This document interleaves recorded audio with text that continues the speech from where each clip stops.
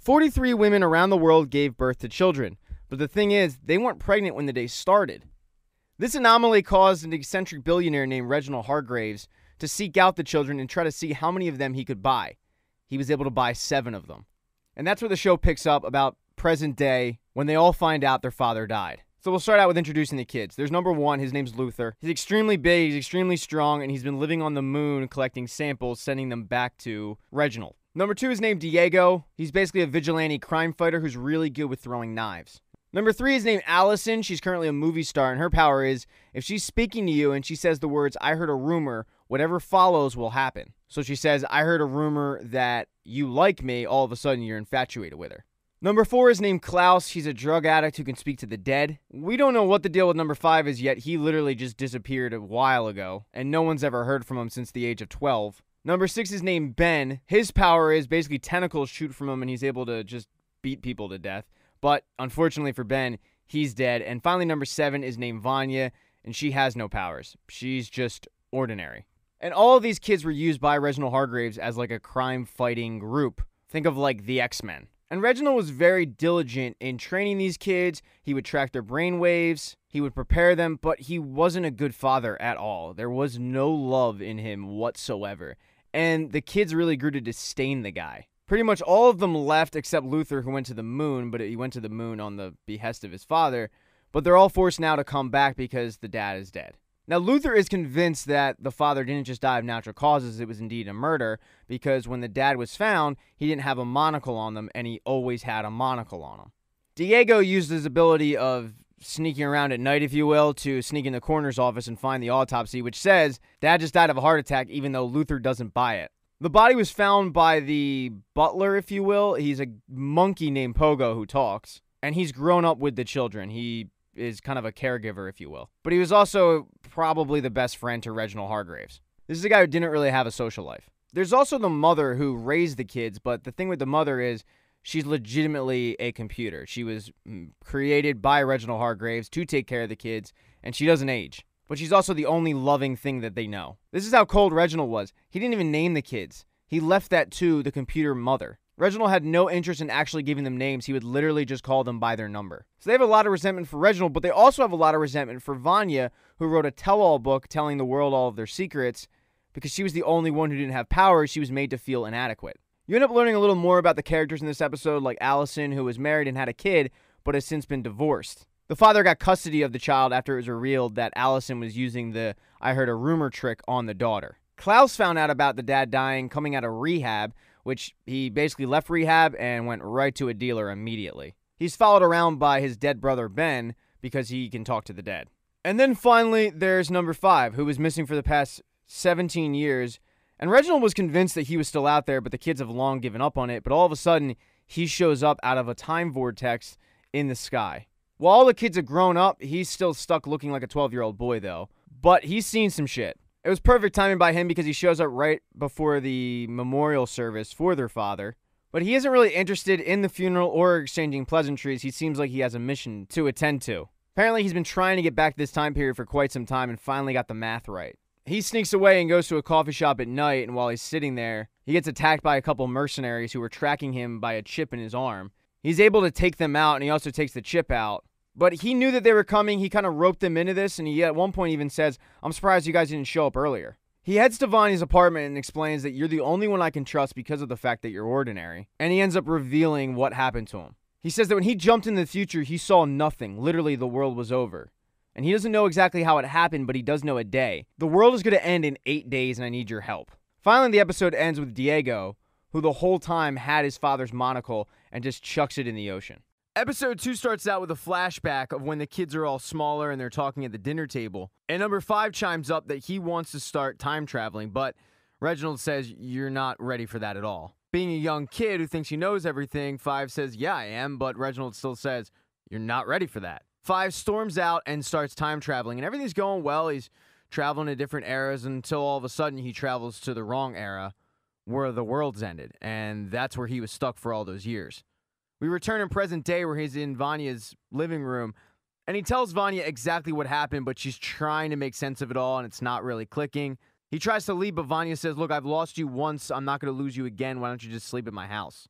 He agrees, but he does end up leaving because he's being hunted by people. It's those same people from the diner, and they've shown up. They're two people named Hazel and Cha-Cha. They've got a briefcase and orders to get to number 5. They even say it's at one point, we've never had to hunt our own before. They check into a shitty motel, and it becomes evident that Hazel's not exactly a fan of his bosses and how cheap they've gotten recently. Now, they've located the tracking device that number 5 took out of his arm, and they did so before the cops could locate it. The cops have arrived at the donut shop and start asking questions to the woman that was working there that night, and she starts to explain everything, but then goes, do I have to explain this to you again? I mean, I already did this to the other cop. To which a female police officer says, what other cop? And that's when it clicks for Detective Patch, who ends up going around the back of the donut shop and catching Diego. She tells Diego that he can't keep doing this. He can't pretend to be a cop. It's obvious that these two know each other. Not only do they know each other, but they previously dated in some kind of capacity. Detective Patch ends up taking Diego down to the precinct where, through conversation, you learn that Diego was kicked out of the police academy. He basically lives and works as a vigilante now, trying to help the cops, but really just trying to serve the community when the cops aren't going to do it. But Detective Patch is pretty pissed and says, you need to stay away from my witnesses. Now, we'll get back to Diego and move on to Allison, who's going through a tough time because all she wants to do is see her daughter. She's supposed to have visitation rights, but had to come out here for the funeral, and she's kind of going through withdrawal a little bit. She tells Luther that she hopes one day he can meet him, and he's surprised that her daughter even knows who Luther is. She says, of course, I always told my daughter about her uncle up in the moon. But the moon is the farthest thing from Luther's mind because he's still convinced that somebody murdered their dad because of the monocle, even though all the brothers and sisters are saying, dude, his heart just gave out, give it a rest. But Luther definitely has his suspicions and heads out to find Diego. He ends up heading to where Diego lives, and Diego lives in a boxing gym. In the basement, he basically trades off janitor work for rent, but Diego's not there. Luther starts snooping around and sees a boxing poster that Diego participated in, and it basically exonerates him because it's the exact same day as their father's death. Now, the last brother we haven't talked about is Klaus, who's having a tough time because he can talk to the dead, including his dead brother Ben. He wakes up to find Pogo asking him if he knows anything about this missing box that is very important. It's obviously the box that he stole from Reginald's office and then sold at a pawn shop. But being a good junkie, he just denies everything. I have no idea what you're talking about. I don't know where this box could be. If you remember, he pawned the box but threw a book that was in the box in a dumpster. And that's really what Pogo wants, is the book. Pogo says the items in that box were very important and very valuable, and if someone were to bring that back, they would be forgiven for what they did. But of course, Klaus is like, yeah, I don't know anything about it. Now, we're going to get to Klaus in a second because he's going to end up helping 5, who has brought this eyeball back from the future, and he thinks it's of vital importance to figuring out how exactly to solve the apocalypse. He takes to the company that made it, but they're not giving him any information because number 5 looks like a 12-year-old boy. So he enlists Klaus to play his father in this role so they could get the information to find out who exactly this eye belonged to. The issue is when he heads over with Klaus, they still won't give him the medical information. But Klaus has a plan, and he says, I can't believe you hit my son, and then he punches number 5. And then he grabs a snow globe and bashes it over her head and says, I can't believe you assaulted me too. The doctor immediately grabs the phone and calls security, but Klaus grabs it and says, yeah, there's been an assault. Can you head up here? And then he hangs up and turns to the doctor and says, look, there's going to be 2 security guards that show up here, and we're just going to tell them that you beat the shit out of us unless we get these medical records. The doctor reluctantly looks up the information, but the issue is, whose ever eyeball that belongs to, yeah, it hasn't been made yet. As they're leaving, Klaus says, why are you so stressed? I mean, I guess it's because you're like 50 years old, but you actually look like you're 12. You haven't gotten laid yet. And he goes, I was with somebody for 30 years. Her name's Dolores. The issue I have is the world's going to end in 8 days, and someone in the next 7 days is going to lose an eyeball, and I need to start getting some answers to figure this thing out. So number 5 heads off, but Cha-Cha and Hazel, the 2 people that are looking for him, have located that driver who was in the coffee shop along with number 5, and they're torturing him for answers. They're convinced that this guy is 5 and he's the person they're looking for, but obviously that's not the case. They finally, after torturing him enough times, come to the realization that this isn't 5. And the only information he can give them is that 5 wanted the location of this department store. We'll get back to number 5 and Hazel and Cha-Cha in a second, but let's get back to the sisters, Vanya and Allison, who have had a little bit of a blow-up in regards to Allison's daughter. She's kind of taking her anger out on Vanya and says, how would you know how it feels? You've never been in love with anybody, and you've never had a relationship. Vanya kind of blames her dad, and then Allison shoots back, well, did dad make you write that book? You're an adult. Start acting like it. Take responsibility. So Vanya heads home kind of depressed, but she's a violin teacher, and she has a new appointment. This adult named Leonard. He's pretty dorkish, unassuming, the kind of guy you would expect to want to learn violin at the age of, 35. He starts small talk with Vanya, asking if it's weird that he's wanting to learn violin at this old age, which of course she says no, and you come to find out that he wants to learn violin because of his father. He's really describing the relationship that Vanya had with her father, but this guy had a similar relationship with his father. And he's trying to understand music because his dad loved it. At the end of the lesson, Leonard tells her that he owns a wood shop and invites her there, but she's like, hey, maybe another time. Remember, they've only known each other for maybe like 45 minutes. It's kind of weird you're asking somebody out on a first date. Now, the other end of this blow-up was Allison, who ends up heading up to the attic to smoke a cigarette, and Pogo finds her there and says, yeah, I figured I'd find you here. You always came up here when you were upset. I want to show you something. He brings her into the room with all the surveillance tapes that her dad had collected throughout the years. She says it's hilarious because most families have home videos and photo albums, and we have surveillance tapes. Pogo apologizes, saying, I'm sorry, I thought this would make you feel better, but Allison says, look, it does. I just kind of find it amusing. Pogo says, look, you can watch as much as you want, just lock up, and she starts to watch all the videos, but then she puts in one videotape and just says, oh my God, Dad, and we can't see what's on the tape, but whatever it is pretty upsetting. Now, at this point, Diego has made it back to his basement in the boxing gym, and Leonard apologizes, saying, hey, I didn't know you had a fight that night. I'm sorry. And Diego says, well, I didn't know I had to let you know that I had a fight that night. Luther says, well, I just thought, and Diego cuts him off and says, I know what you thought. So that same night, number 5 heads to that department store that he ended up telling the truck driver about. And you come to learn that Dolores isn't a person. She was a damn mannequin. We're talking like Castaway, Tom Hanks, Wilson type. Like, that's the kind of relationship he had with this mannequin. Unfortunately for him, Cha-Cha and Hazel have also shown up, and they start shooting up the place. 5 is able to jump and avoid their shots and ends up escaping back to the house. And the next morning, Allison finds Luther and says, look, I have to show you something. You were right about Dad. As they head to the surveillance room, 5 is just arriving back and starts walking up the steps, and they're like, dude, you don't look so good. Are you all right? Need help with something? And he goes, there is absolutely nothing you could possibly help me with. And then you get a flashback to when 5 jumped forward in time. That eyeball that he found, well, Luther was holding it. The issue was Luther was dead, and 5 had to find all of his brothers and sisters' bodies spewed out across the rubble. Episode 3 starts out with a flashback of Vanya writing her tell-all book. It started off as a hit, but quickly went to the bargain bin, and Vanya quickly went out of the spotlight back to reality, where she's in an orchestra, and she's basically the third chair, which is no different than being the third string. After the practice, she compliments the girl who is ahead of her, and the girl is just flat out rude to her and basically says, you know, you've been third chair all these years. Maybe it's time to find something new to do with your life because this clearly isn't it. It's another hit on Vanya's confidence, and she's feeling pretty down, so she decides to head to the woodworking place that Leonard works at.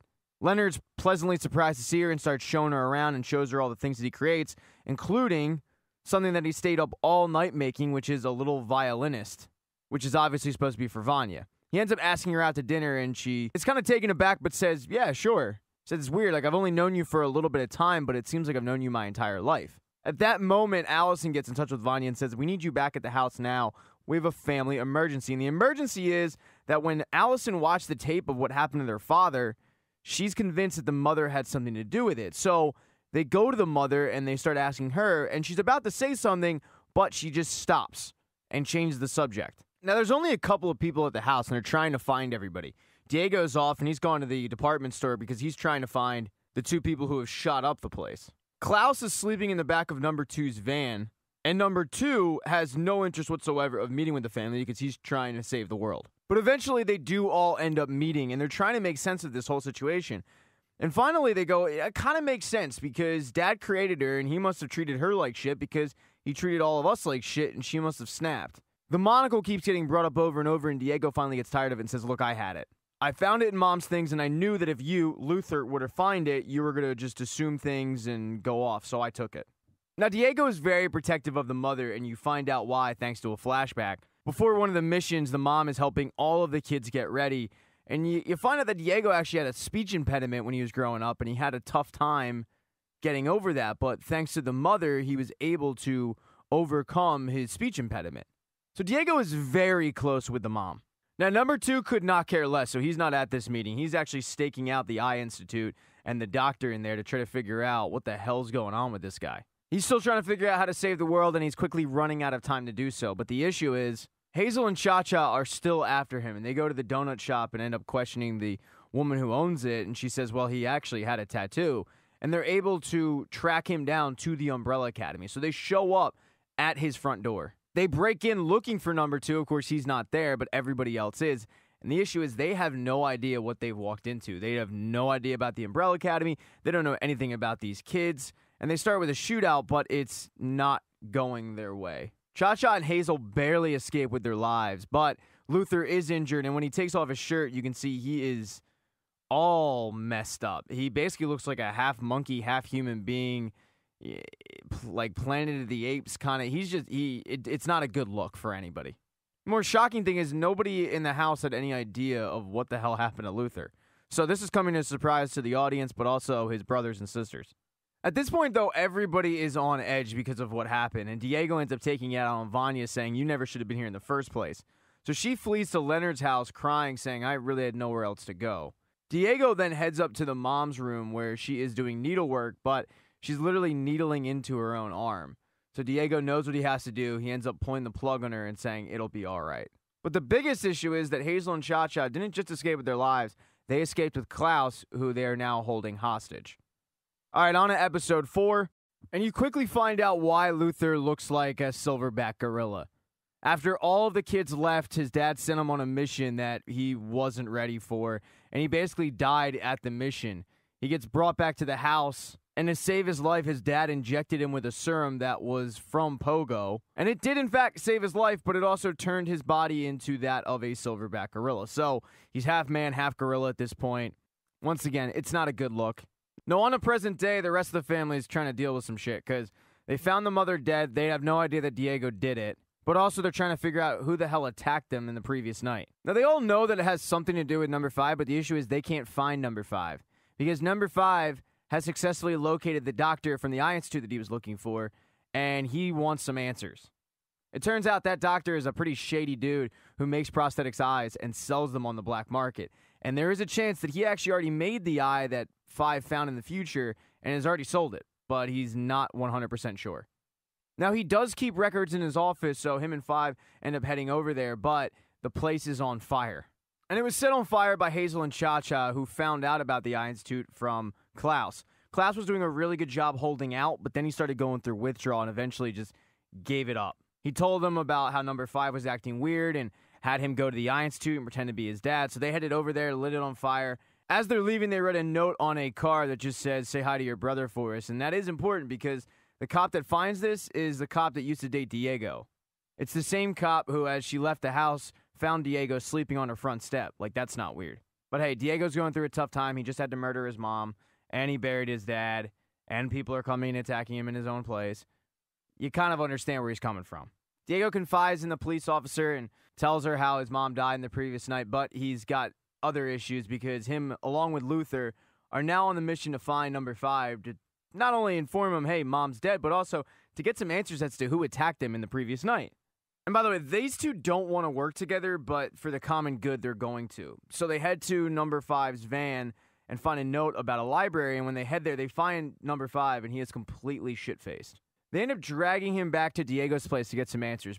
2 people that we haven't talked about are Vanya and Allison.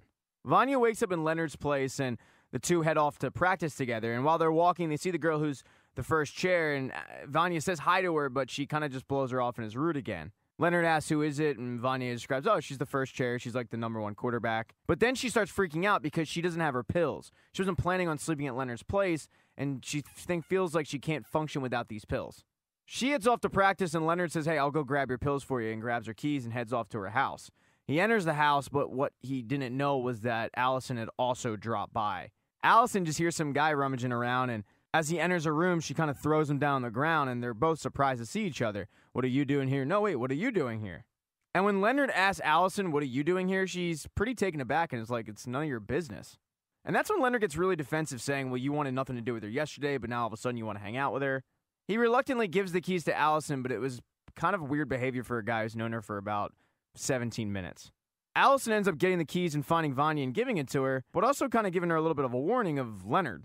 Now, when Vanya heads back to her apartment, she finds flowers that are left there from Leonard, but Leonard wasn't just leaving flowers. He'd also taken those pills he was supposed to grab and dumped them down the drain. Those are the same pills that Vonnie's been taking since she was a little kid. Now, a lot of this episode has to do with Klaus, who's going through withdrawal, and you get more backstory on this whole situation. And because the more he goes through withdrawal, the more the dead start coming to him and talking to him, and it's a pretty haunting situation. When he was a kid, he had to deal with this, and his dad literally just put him in a mausoleum and just trapped him there. And he would keep him in there for hours to get over his fear of the dead. It obviously didn't work because Klaus became a drug addict to make himself forget. As more and more dead people come to him in this room, Ben, the dead brother, by the way, says you can use it to your advantage. Look at how these dead people are looking at Cha-Cha and Hazel. They clearly killed them. So why don't you use this information to freak them out and possibly escape? And when Klaus does this, it does indeed freak out Hazel and Cha-Cha. How does he know about this? How does he know about that? And while this is going on, Detective Patch has shown up at the shitty motel because she's tracked down Hazel and Cha-Cha. She also ends up calling Diego for backup after he said, hey, don't just go in there. Call me if you need me. But Diego's not at the gym, so she ends up heading in there anyway. When she enters the motel, she finds Klaus, and when she goes to free him, that's when she's kind of ambushed into a gunfight. She commands them to put down their weapons, but obviously they're not going to listen. As she tries to wait them out, Cha-Cha sneaks around back and ends up shooting her and killing her. Now, while all this is going on, Klaus was able to escape through an air vent, and it's the same air vent where they were keeping that briefcase that they're supposed to keep on themselves at all times. So he ends up taking the briefcase with him and escaping in the process. Klaus ends up taking the bus and opening up the briefcase looking to see if it's anything he can pawn, but it's not. It's a time machine, and Klaus just disappears. Diego eventually gets the message and heads to the motel, but it's too late. Detective Patch is dead, and he is pissed off. He does find a receipt from the donut place that they were eating at, and he heads there looking for answers. In episode 5, you find out exactly where 5 was during the whole apocalypse. He was traveling around kind of lost until a woman finally appears and offers him a proposition. She's from a company that keeps everything in order. So everything is supposed to happen for a reason. You've probably heard that, but in this reality, everything actually is supposed to happen for a reason. There are people that want to alter that reality, and then there are people from this company that keep everything in order. 5 says, well, why don't you just solve this? Why don't you just solve the apocalypse? She says, because this apocalypse was supposed to happen. Now, 5 accepts the proposition because the alternative is staying in the apocalypse, and he's really good at this job. The whole thing with this job is you have a 5-year contract, and then you have a pension. But the whole time, 5 is just trying to get the math right to get back before the apocalypse to try to save it. So he ends up breaking his pact and leaving before his 5 years are up. His last job was ironically killing JFK because he finally is able to get the math right, and that's what led him back to his brothers and sisters. And that is why Cha-Cha and Hazel are after him, because they're from the same company and they're hunting their own because 5 is trying to stop the apocalypse. And you can't screw with the space-time continuum. Now, speaking of Hazel and Cha-Cha, they're still searching for their briefcase, which helps them travel through time. And the person who has it is obviously Klaus, who just got back from 1968. During that time, Klaus joined the army, met friends, saw them die, and he is clearly affected by this. As soon as Klaus gets back from 1968, he destroys the briefcase and starts heading home, where 5 ends up running into him, and 5 can tell that he is going through the effects of time travel. So 5 wants to know where the briefcase is, and Klaus tells him, look, man, I destroyed it. And that doesn't sit well with 5 because he starts screaming at him, calling him an idiot, saying, I could have just kept going back in time to try to restart this thing until I figured it out, but now I have one shot at it because you destroyed the briefcase. Now, one of the people that's really pissed off at number 5 is Diego. Diego basically blames number 5 for the fact that his girlfriend died. Diego will deal with number 5 later, but he's on the hunt to find out exactly who did this and make them pay. At this point, Klaus just wants to get away from number 5. So he offers help to Diego to try to figure out who killed his girlfriend. They end up setting up shop in the donut place's parking lot and doing a little bit of a stakeout. And they end up seeing Hazel. And that's when Klaus goes, hey, that's the guy who tortured me. So Diego and Klaus end up following Hazel back to the motel/apartment area. But Hazel's on to them. He's not going to let Diego just sneak up behind him and make him pay.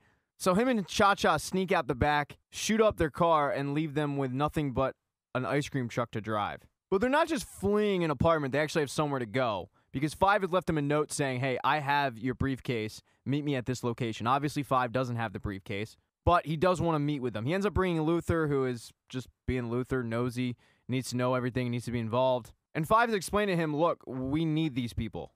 5 has done some quick math and realizes that there's about 4 people in the world that if I kill these people, it'll alter the space-time continuum and it'll help save the world. And by the way, these people aren't politicians, they're literally everyday people. So as they're waiting for Hazel and Cha-Cha to show up, they finally do, and Fives goes, look, I need you to get me a face-to-face meeting with your superior.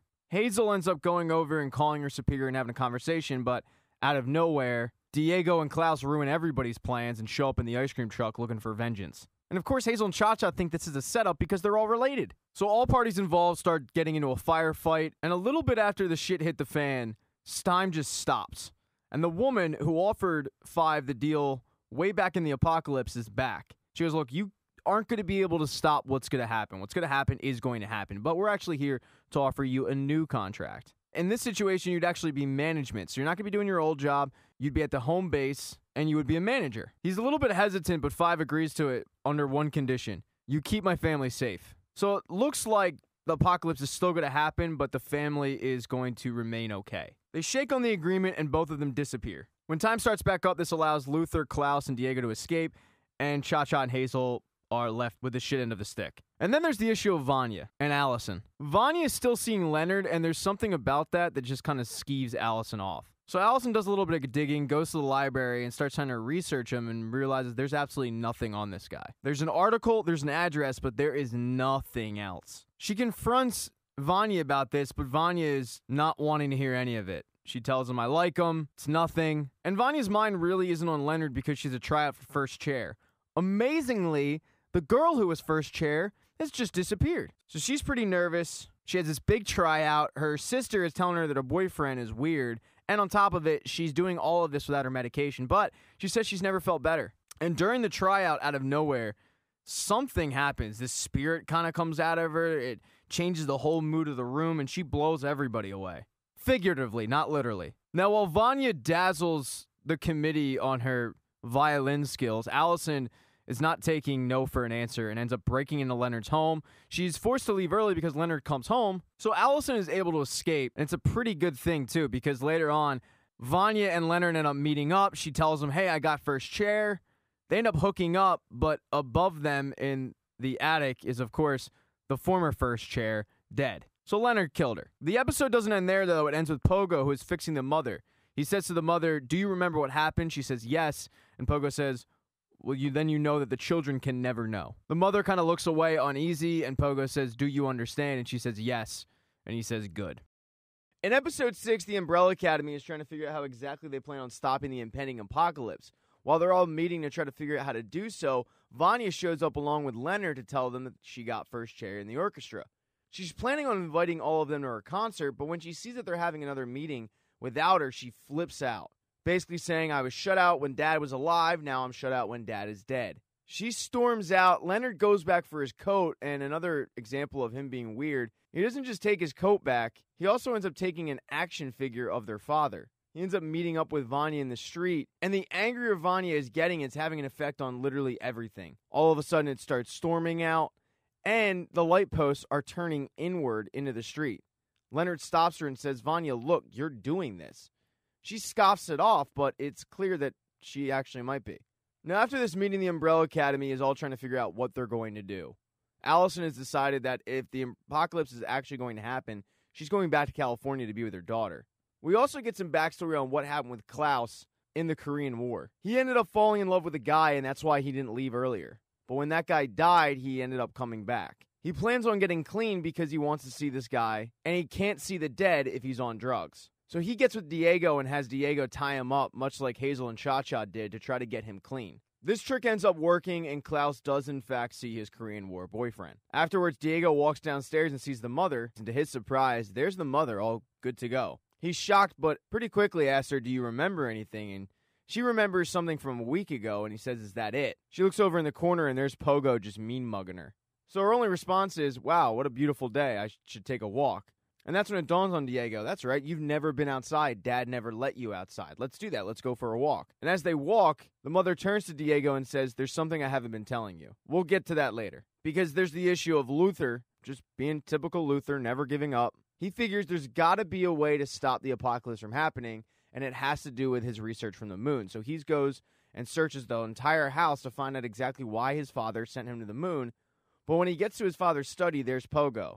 He confronts Pogo about it, and Pogo just points to the floor, where under the floorboards, there's all of the samples that Luther sent back, completely unopened by his father. Pogo tells him that after the accident, his father figured that Luther needed a purpose in life, so he sent him to the moon to, quote, collect samples for data. But in reality, he was never going to use the samples and never even needed them. This really pisses off Luther. This really upsets Luther, who's basically wasted a bunch of years of his own life on a fool's errand.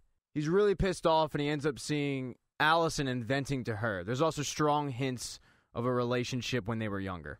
But Luther isn't the only pissed off Hargrave. There's obviously Vanya, too, who's trying to be convinced by her boyfriend Leonard that she has special powers. And there's a reason why he keeps harping on it, because he knows that Vanya has special powers. He is the one who stole Reginald Hargrave's diary out of the trash when Klaus just threw it in there thinking nothing of it.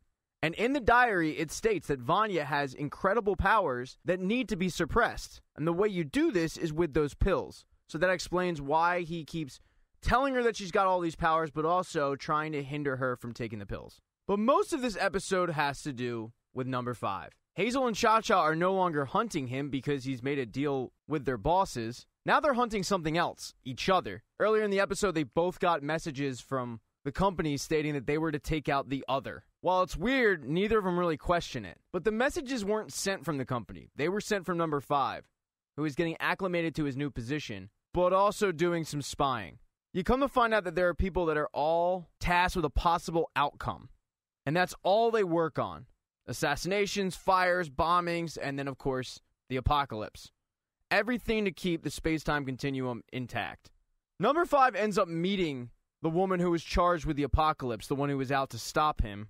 But really, he's more concerned with his boss. While meeting for lunch with her and trying to kind of weasel some answers out of her, the girl from the apocalypse ends up coming and giving her a folder. 5 later sees her walk up to an older woman whose job it is to send messages out to the agents. And he overhears the apocalypse girl tell the older woman that their boss is on in number 5, is convinced that he is still snooping around for clues, and she has to get this message to Hazel and Cha-Cha immediately. Well, 5 obviously can't let that happen, and he takes the old woman out and ends up grabbing the message that just says, "Protect Harold Jenkins." Now, 5 was never one for the office, so right before he leaves, he sends a message to Hazel saying to kill Cha-Cha. He sends a message to Cha-Cha saying to kill Hazel. He throws 2 grenades in, destroys the entire place, and right before he does, he grabs a briefcase to get back to the beginning of the episode. But now he has his lead. He's got to find out who Harold Jenkins is and to take him out. So who is Harold Jenkins? Well, in episode 7, you find out that Harold Jenkins was born on the exact same day as the Umbrella Academy, except he has no powers. His mother died during childbirth, and he grew up with a very abusive father. At one point in his life, he even tried to join the Umbrella Academy, literally by hopping over a guardrail, but Reginald Hargraves was having none of it, and basically told him, "Kid, you're not special, go home." Later on, he went home, he was pissed off, and he ends up killing his father and getting 12 years. Harold Jenkins was released from prison 5 days ago, and the first place he went was the Umbrella Academy, where he saw Klaus leaving, and he dumps Reginald's journal into the dumpster, and that's when Harold Jenkins grabbed it. Harold Jenkins is Leonard. When 5 returns to present day, he ends up telling everybody about Harold Jenkins, and with Diego's police contacts, they do end up getting a file on Harold Jenkins and realizing, holy crap, this is Leonard. But Diego also finds out that he is wanted for murder for Detective Patch. But that's not going to deter Diego. They end up heading to Leonard's house, but they don't find anything. Not Leonard, not Vanya, nobody. And that's because Leonard took Vanya to his grandmother's cabin in the woods. His plan is to have her harness this power that she clearly has. One thing they do find out in Harold's place is that he is obsessed with the Umbrella Academy, has been obsessed with the Umbrella Academy, and for whatever reason has a disdain for a lot of the members of the Umbrella Academy. Now, while Diego, Klaus, and 5 go try to track down Vanya, Luther is still fuming over the fact that he wasted a large portion of his life on the moon for no reason. He goes to the one person he thinks he can get answers from, and that's Klaus, because he can talk to the dead. He demands that Klaus talk to their father and find out why he sent him to the moon for no reason. But Klaus can't, because he's not sober yet. On top of it, he ends up getting dragged to a rave by Luther, because now Luther wants to let loose and live a little and live like Klaus does, with not a care in the world. But that's like the worst place to go for someone trying to get clean. At the rave, Klaus ends up getting into a fight and killed, and when this happens, he basically goes to heaven. For anyone curious out there, God is a little girl on a bicycle. She sees Klaus and points to a shack and says he's waiting for you. When Klaus enters the shack turns into a barber shop, and he sits in a chair, and the barber is, of course, their father. So Klaus is going to be able to get some answers. The father admits, yes, I sent Luther up to the moon for no reason. But he also tells them, I know the apocalypse is coming, and I was preparing all of you for this moment. And I knew that something drastic would have to happen to get all of you guys back together, so I committed suicide. Reginald's about to tell him one more thing, but all of a sudden Klaus just pops out of it, and now he's back. But back to the other Hargrave children, who are trying to track down Vanya, and realize that Five has been concealing a gunshot wound the entire time. So now it's on Allison and Diego. Diego has luckily retrieved an address of Leonard's grandmother's house. And right before they're about to leave, the cops show up and arrest him for murder. So really, it's just on to Allison. So she heads to the cabin to try to save Vanya. But Vanya doesn't need saving. That night, Vanya and Leonard end up going to a bar, and as they're walking out, they get accosted by just a couple of douchebags. And they end up beating up Leonard pretty good. When this happens, Vanya freaks out, and the power ends up coming out of her, and she ends up messing these guys up. Leonard ends up getting taken to the hospital, where he's lost an eye in the fight. But don't worry, he gets replaced with a prosthetic eye, which is the eye that number 5 brought back from the apocalypse. Now, 2 people we have yet to talk about in this episode are Hazel and Cha-Cha. Hazel doesn't want to kill Cha-Cha. He just wants to go off with Agnes, who owns the donut shop, and live a life. But Cha-Cha doesn't really see it that way. Unfortunately for her, she's tied up, and Hazel's trying to make amends and say, look, just let me go, live my life. But Cha-Cha says, you better kill me now, because if you don't, I'm going to hunt both of you down, and I'm going to kill her right in front of you, and then I'm going to kill you. You just hate it when a partnership breaks up. In episode 8, Allison arrives at the cabin, but nobody's there because Leonard is still in the hospital. But he doesn't end up planning to be there for long, and he ends up leaving. Right before he leaves, however, Vanya asks one of the nurses what happened to the guys that she messed up, to which she learns that all but one of them died. This really messes with Vanya because she realizes she just killed a guy, but Leonard's thrilled because it's proof positive that she does indeed have powers. So Leonard takes it upon himself to try to help Vanya harness these powers. In the middle of the woods, there's a lake, and they post up shop there. And he's telling her, just go back to how you felt when they were beating me up. While all this is going on, you're getting flashbacks of Vanya being trained by Hargraves. When she was a child, she was able to focus and shatter a glass here, a glass there, but one day she just doesn't want to do it.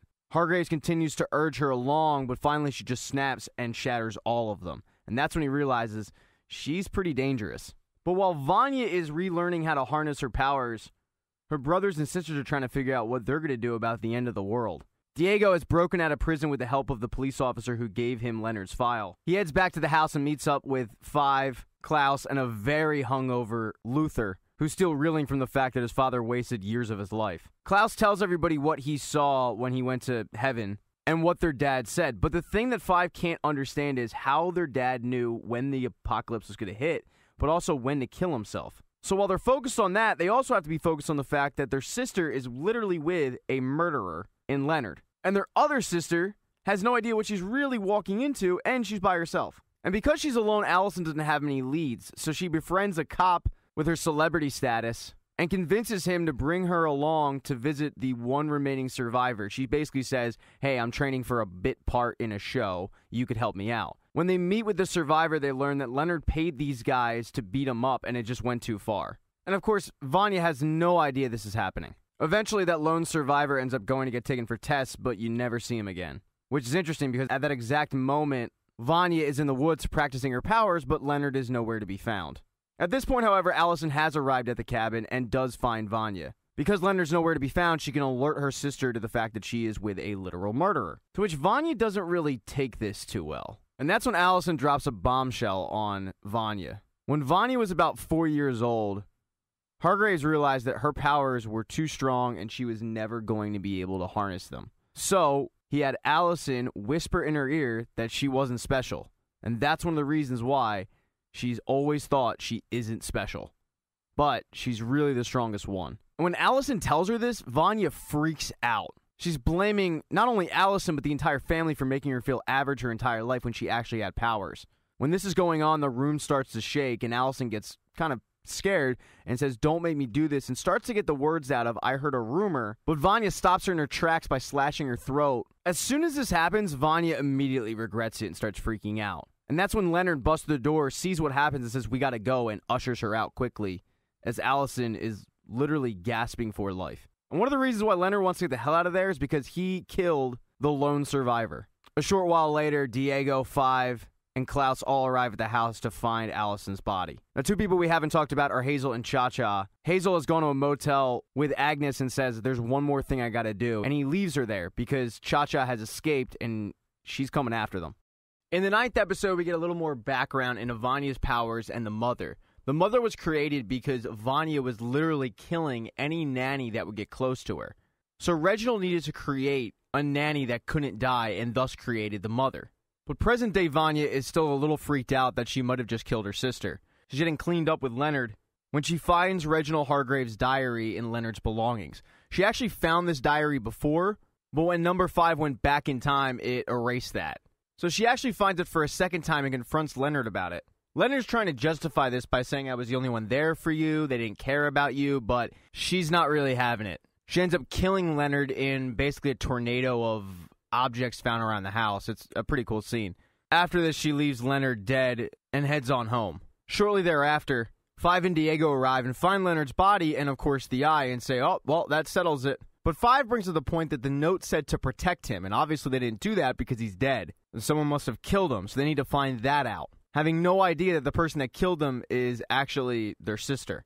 While they try to figure that out, the rest of the group is tending to Allison, who has been saved, but she can't really talk. Her vocal cords are completely trashed. Eventually, she wakes up, and Luther is there, who hasn't left her side. She grabs a piece of paper and a pen and writes that Vanya has powers. This shocks everybody in the room, except for Pogo, who admits to everything. Shortly after this, Vanya arrives home, and the first person she sees is Luther. She's distraught, she's remorseful, and she asks, how is Allison? Luther just gives her a hug, but he won't let her go. He basically bear hugs her until she passes out, and shortly thereafter, he puts her in that tomb-like room that Reginald used to put her in years ago when she was a child. Luther says that we need to keep her in here as long as possible until we figure out exactly what her powers is, but Luther's the only one that wants her in this room. Even Allison, who comes downstairs, ends up writing on a piece of paper to let her go. This really puts a rift between Allison and Luther, but in the end, Vanya isn't going anywhere. Luther's going to get his way.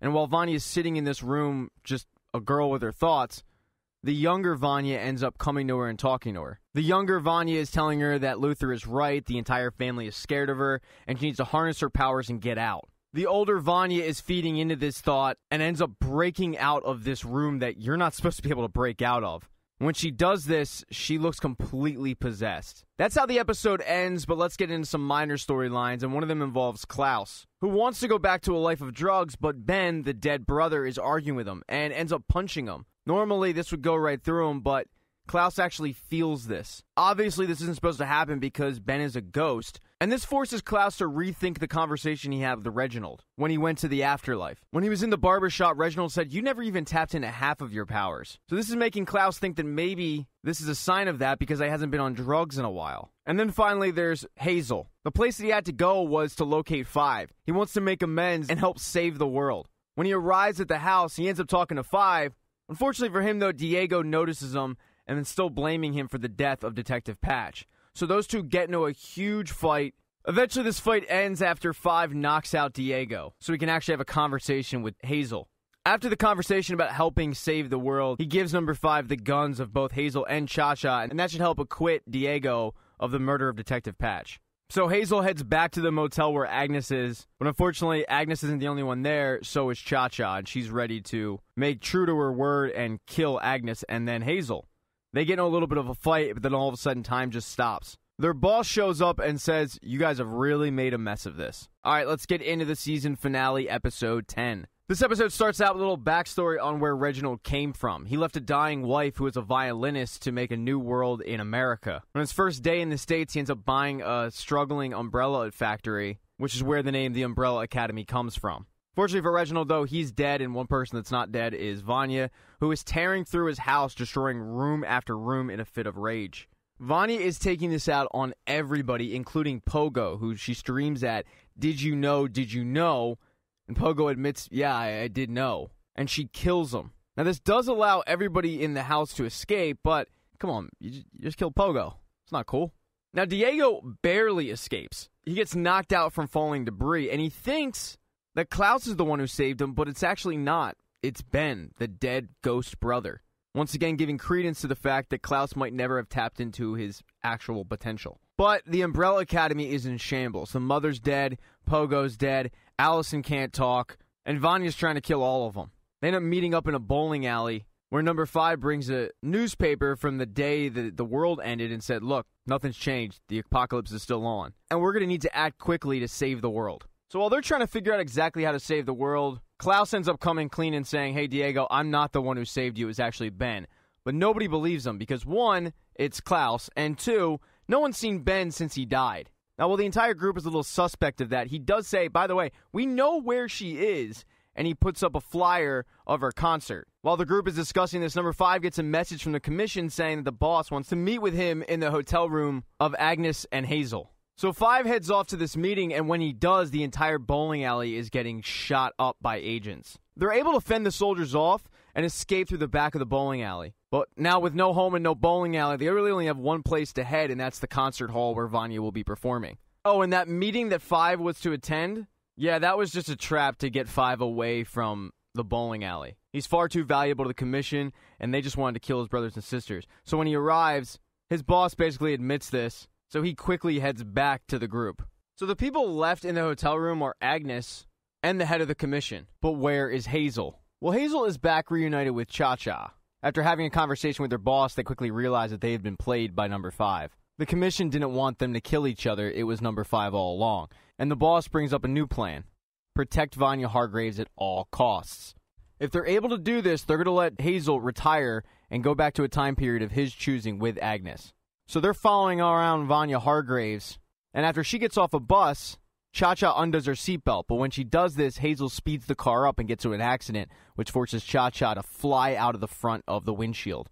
She's banged up, she's bloodied, and that's when Hazel goes back to the motel, looking for vengeance. Hazel busts through the door and ends up killing her. He looks at Agnes and says, I understand if you don't want to be with me because you didn't have any idea about my life. But luckily, Agnes is cool with it. Hey, everybody's got a past, and these two crazy kids continue their torrid love affair. But back to the topic at hand, though, the whole world ending thing. Vanya is playing out her concert and performing beautifully, but her brothers and sisters are headed there to take her out. They're going to use Allison as a distraction, and it does work, because when Vanya sees Allison, she ends up smiling. But stupidly, Luther ends up running on stage to take her out. And when she sees this, she unleashes her powers, to which the entire audience runs out in fear.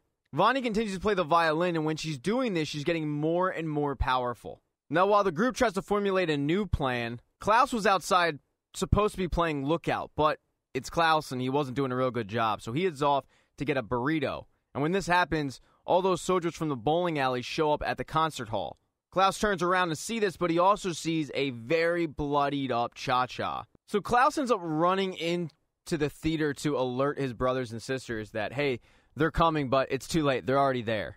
They're in a firefight, and this is when Klaus really harnesses his powers. And Ben ends up acting through Klaus and taking out all of the soldiers. At this point, Diego has seen Cha-Cha and heads on over to finally get vengeance for Detective Patch. But at the last second, he realizes this probably isn't what she wanted, so he lets Cha-Cha slide. Without any real threats from the outside, the brothers and sisters reconvene and realize that we need to stop Vanya from playing this song, because if the song ends, then the world probably ends.